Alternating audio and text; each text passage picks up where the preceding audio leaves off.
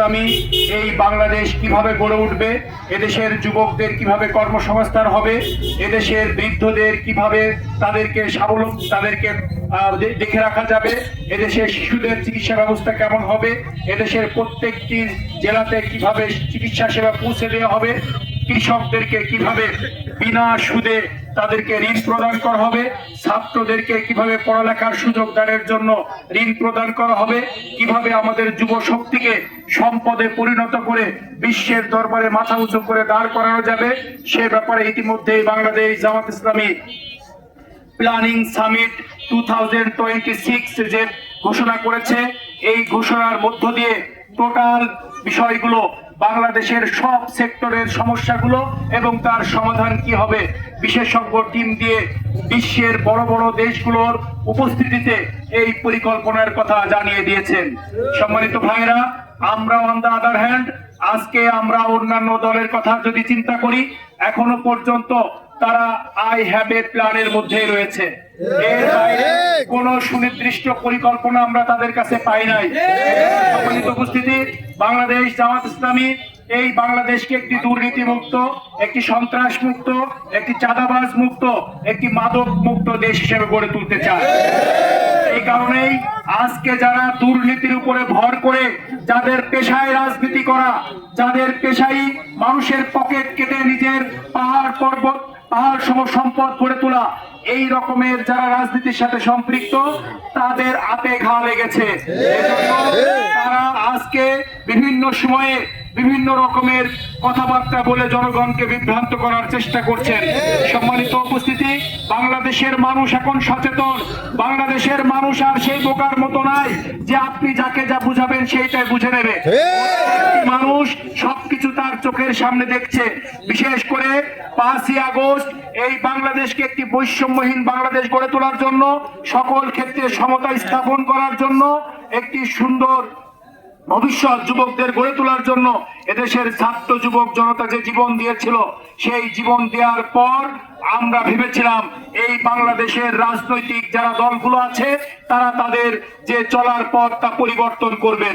কিন্তু দুঃখজনক হলেও সত্য, আমরা দেখেছি 5ই আগস্ট 2024-এর পর এই বাংলাদেশের যে ধারার রাজনীতি তারা করতেন, সেই রাজনীতির মধ্যেই তারা নিজেদেরকে নিয়োজিত রেখেছেন। টাকার ভাগের জন্য, চাঁদার ভাগের জন্য একটি দল তার নিজের দলেরই 200 জন মানুষকে হত্যা করেছে। সম্মানিত বিসমিল্লাহির রহমানির রহিম, বাংলাদেশ জামাত ইসলামী গাংনী ইউনিয়ন শাখার উদ্যোগে আয়োজিত আসমানখালী বাজারের আজকের এই পথসভা, সম্মানিত মেহমানবৃন্দ, সম্মানিত শ্রদ্ধেয় জনেরা, সম্মানিত বয়সের বড় ভাইয়েরা, সমবয়সী ভাই এবং বন্ধুরা, সম্মানিত ব্যবসায়িক বৃন্দ, সম্মানিত সাংবাদিক বন্ধুগণ, সকল শ্রেণী পেশার অত্র আসমানখালী বাজারবাসী সকলকে সালাম, আসসালামু আলাইকুম রহমতুল্লাহি ওয়া বারাকাতুহু। সম্মানিত ভাই, কিন্তু মানুষের ভাগ্যের কোনো পরিবর্তন কোনো সরকার করে নাই। আমরা দেখেছি যে এই ক্ষমতায় এসেছেন তারা দখলদারিত্ব করেছেন, যেই ক্ষমতায় এসেছেন রাজনৈতিক দুর্বৃত্তায়ন করেছেন, যেই ক্ষমতায় এসেছেন জনগণের পকেট কেটে টাকার পাহাড় গড়ে তুলেছেন। এজন্য আজকে আমরা দেখেছি একটি বৈষম্যহীন সমাজ গড়ে তোলার জন্য, এই বাংলাদেশকে প্রকৃত স্বাধীন এবং সার্বভৌম বাংলাদেশ হিসেবে গড়ে তোলার জন্য জুলাই বিপ্লবের মধ্য দিয়ে এদেশের ছাত্র যুবক জনতা এদের সকল বাহিনীকে পরাজিত করেই তারা তাদের জীবন দিয়ে এই বাংলাদেশকে নতুন একটি বাংলাদেশের দিকে রূপান্তরিত করার জন্য আমাদের সামনে দৃষ্টান্ত স্থাপন করেছেন। আমরা দেখেছি আবু সাইদকে আমরা দেখেছি বন্দুকের সামনে কিভাবে খালি হাতে দাঁড়িয়ে, বুক চিতিয়ে দাঁড়িয়ে এই বাংলাদেশকে স্বাধীন করা যায়। আমরা দেখেছি মুগ্ধের মতো মানুষকে যারা যুদ্ধের ময়দানে দাঁড়িয়ে আর এক ভাইকে পানি খাওয়াতে খাওয়াতে জীবন দিয়ে এই বাংলাদেশকে কিভাবে পরাধীন থেকে মুক্তি করে স্বাধীনতার দিকে নিয়ে যাওয়া যায় তার দৃষ্টান্ত স্থাপন করতে। এই জন্য সম্মানিত ভাই এবং বন্ধুগণ, নতুন বাংলাদেশে এই যাত্রা লগ্নে আমরা আশা করেছি যে নতুন যে আগামী নির্বাচন হবে সেই নির্বাচনে একটি বাধাহীন নির্বাচনের মধ্য দিয়ে সবাই তাদের কথা বলার স্বাধীনতা ফিরে পাবে, সবাই তাদের রাজনীতি করার স্বাধীনতা ফিরে পাবে, সবাই একটি রাজনৈতিক দুর্বৃত্তায়ন মুক্ত বাংলাদেশ ফিরে পাবে। আমরা সেই প্রত্যাশা নিয়ে মাঠে ময়দানে কাজ করে চলেছি এবং আমরা দেখেছি যে এখনো পর্যন্ত এই বাংলাদেশকে যারা সেই পরাধীনতার গ্লানি থেকে বের হয়ে আসতে পারে নাই, যারা সেই আগের সেই বস্তা পচা রাজনীতিতে নিজেদেরকে নিয়োজিত রেখেছেন, তারা বিভিন্ন সময়ে মানুষের কণ্ঠরোধ করতে চেয়েছেন, মানুষের স্বাধীনতাকে হরণ করতে চেয়েছেন, মানুষের রাজনৈতিক স্বাধীনতাকে হরণ করতে চেয়েছেন। আমরা বলতে চাই, পৃথিবীর ইতিহাসের দিকে তাকিয়ে দেখুন, পৃথিবীর যে দেশে যে শাসকবৃন্দ, যে ক্ষমতাসীন ব্যক্তি, তারা এই পরাধীন করার জন্য মানুষকে কণ্ঠরোধ করার চেষ্টা করেছে, মানুষের রাজনৈতিক কর্মকাণ্ডে হস্তক্ষেপ করেছেন, সেই সমস্ত শক্তি বা সেই সমস্ত দল সকলের কাছ থেকে ঘৃণিত হয়ে তারা ইতিহাসের আস্থা করে নিক্ষিপ্ত হয়েছে। এজন্য আমরা বলতে চাই, নতুন বাংলাদেশ বিনির্মাণের জন্য আগামী যে নির্বাচন, এই নির্বাচন আমাদের জন্য একটি অত্যন্ত গুরুত্বপূর্ণ নির্বাচন। এই নির্বাচনে এই বাংলাদেশের মানুষ প্রকৃত স্বাধীনতা ফিরে পাবে, এই বাংলাদেশের মানুষ চাঁদাবাজ মুক্ত একটি বাংলাদেশ ফিরে পাবে, এই বাংলাদেশের মানুষ সন্ত্রাস মুক্ত একটি বাংলাদেশ ফিরে পাবে। এই নির্বাচনের মধ্য দিয়ে এদেশের মানুষ একটি দুর্নীতি মুক্ত বাংলাদেশ গড়ে তুলবে। এজন্য এই নির্বাচনের পথে আমরা সকল রাজনৈতিক দলকে আহ্বান করতে চাই, আগের সেই বস্তা পচা রাজনীতিকে পরিহার করুন, মানুষের কণ্ঠ রোধ করা থেকে নিজেদেরকে বিরত রাখুন, মানুষের রাজনৈতিক যে কর্মকাণ্ড সেই কর্মকাণ্ড হস্তক্ষেপ করা থেকে বিরত থাকুন। নচেত আপনারা যারাই কাজ করবেন তাদের অতীত ইতিহাস থেকে শিক্ষা নিয়ে বলতে চাই, আগামী দিন আপনাদের জন্য ভালো হবে না।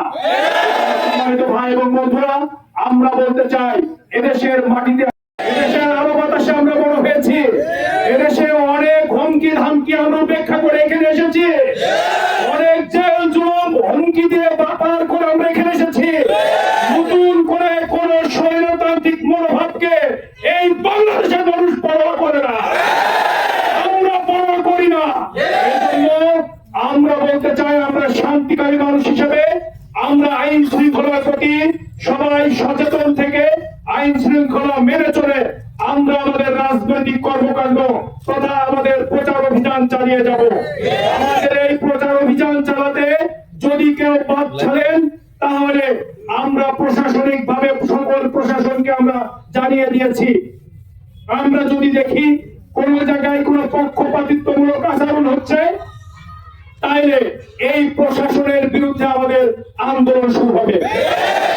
স্পষ্ট কথা বলতে চাই, এবং আমাদেরকে যদি কেউ মনে করেন যে একটু হুমকি দিয়ে কাউকে একটা ধাক্কা দিয়ে নির্বাচনের মাঠ থেকে সরিয়ে দেওয়া যাবে, ভুলের মধ্যে বসবাস করতে প্রশ্ন আসে না। আমরা বলতে চাই যে বাংলাদেশ গঠন করার জন্য আমাদের প্রায় 2000 ছাত্র যুবক জনতা জীবন দিয়েছেন, সুতরাং আরো যদি 2 লক্ষ মানুষের জীবন দেওয়ার আগে আমরা দিতে প্রস্তুত আছি। কিন্তু এই জাতীয় কোন রকমের নোংরা রাজনীতি করে এই বাংলাদেশকে আমরা পিছনের দিকে ফিরিয়ে দিতে চাই না, এই বাংলাদেশকে আমরা সামনের দিকে নিয়ে যেতে চাই। এই বাংলাদেশের প্রত্যেকটি মানুষের স্বাধীনতাকে আমরা তার কাছে ফিরিয়ে দিতে চাই। এজন্য সম্মানিত ভাই এবং বন্ধুরা, সম্মানিত ভাই এবং বোনেরা, আমরা বলতে চাই, আমাদের জন্ম হয়েছে, আমাদের মৃত্যু হবে। আমরা আল্লাহর কাছে, আমরা দিনের পথে মানুষের কল্যাণ সাধনের জন্য আমাদের যদি রক্ত দিতে হয়, জীবন দিতে হয়, আমি আপনাদেরকে বলছি, আমি সবার আগে আপনাদের এই কাজে প্রস্তুত থাকবো ইনশাআল্লাহ। এজন্য আমরা সকল ভাই এবং বন্ধুদেরকে আহ্বান জানাতে চাই, সকল প্রতিবন্ধকতা উপেক্ষা করে, সকল হুমকি ধামকি উপেক্ষা করে আমরা আমাদের কাঙ্ক্ষিত মঞ্জিলে পৌঁছে যেতে চাই।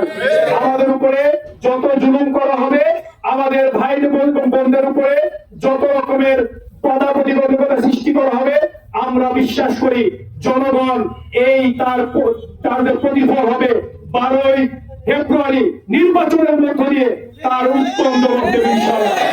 এজন্য সকল ভাই এবং বোনদেরকে আহ্বান জানাতে চাই, আসুন শান্তি শৃঙ্খলার সাথে আইনের প্রতি শ্রদ্ধা রেখে আইন মেনে চলে আমরা আমাদের এই এই কাজকে অব্যাহত রাখতে চাই। আপনাদেরকে আহ্বান জানাতে চাই, আপনারা সকল ভোটারের কাছে, প্রত্যেকটি মানুষের কাছে কাছে আপনারা নিশ্চিন্তে নির্বিঘ্নে ভোটের কাজে আপনারা যাবেন, আপনারা দাওয়াতি কাজ করবেন। এরপরে যদি আমাদের কারোর উপরে কোনো বাধা আসে, আমরা প্রশাসনিক ভাবে আইনসঙ্গত ভাবে সেটা দেখবো এবং রাজনৈতিক ভাবে সেটা মোকাবেলা করা হবে।